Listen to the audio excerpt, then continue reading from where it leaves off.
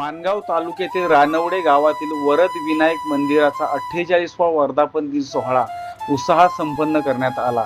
हा वर्धापन दिन सोहळा म्हणजे रानवडे ग्रामस्थांसाठी सोनेरी दिवस होता।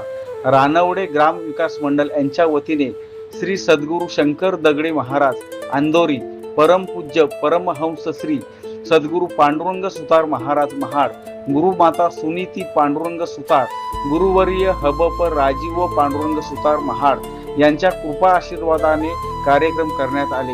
काकड आरती, अभिषेक, महाआरती, श्रींची पालखी मिरवणूक, महाप्रसाद, हरिपाठ, प्रवचन, कीर्तन असा कार्यक्रम झाला। या कार्यक्रमासाठी पंचक्रोशीतील अनेक भाविक सहभागी झाले होते। कार्यक्रम यशस्वी करण्यासाठी गावचे अध्यक्ष चंद्रकांत आंबेकर, संचालक दत्ताराम पाते, रामभाऊ चिमण, पोलीस पाटील संतोष आंबेकर, मुंबई मंडलाचे अध्यक्ष जतीन चिमण, सूर्यकांत मोरे, संचालक महादेव पाते, पुरुषोत्तम चिमण, अजय गावडे, मनीष चिंचालकर, रानवडे गावचे ग्रामस्थ, मुंबई मंडल, महिला मंडल यांनी या कार्यक्रमासाठी विशेष मेहनत घेतली।